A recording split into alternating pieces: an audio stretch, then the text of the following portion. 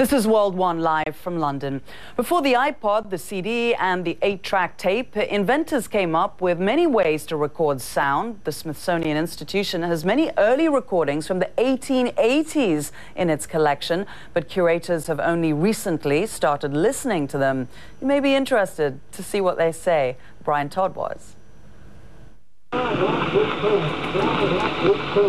The audio clips, among the earliest ever recorded, have been virtually unplayable for over a century. In the past year, scientists have found a way to listen to them.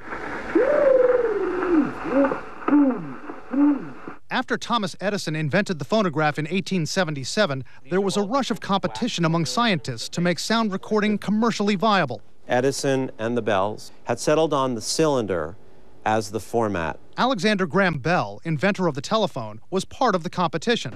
He sent several sealed tin boxes to the Smithsonian Institution with early prototypes of recordings to protect himself in case of a future patent challenge. The recordings have been stored in the Smithsonian since the 1880s, but with no device to play them, they sat on the shelf.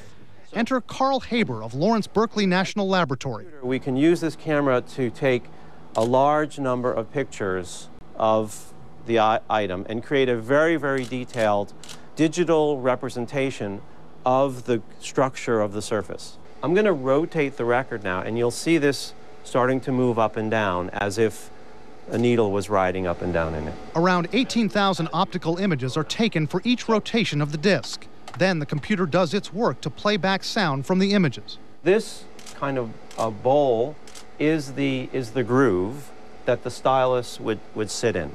There's a reading from Shakespeare's Hamlet. To be or not to be. And Mary Had a Little Lamb.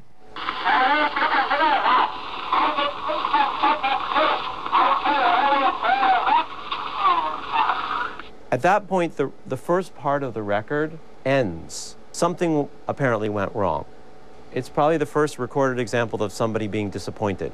The digital imaging system is ideal for archivists trying to protect the historically valuable discs because there is no physical contact needed to hear the audio recordings. The Smithsonian has about 200 early audio recordings from Alexander Graham Bell's Volta laboratory. So far, they have used optical imaging technology to decipher 6 of those recordings. You can listen to them by logging on to americanhistory.si.edu. Todd, CNN, Washington.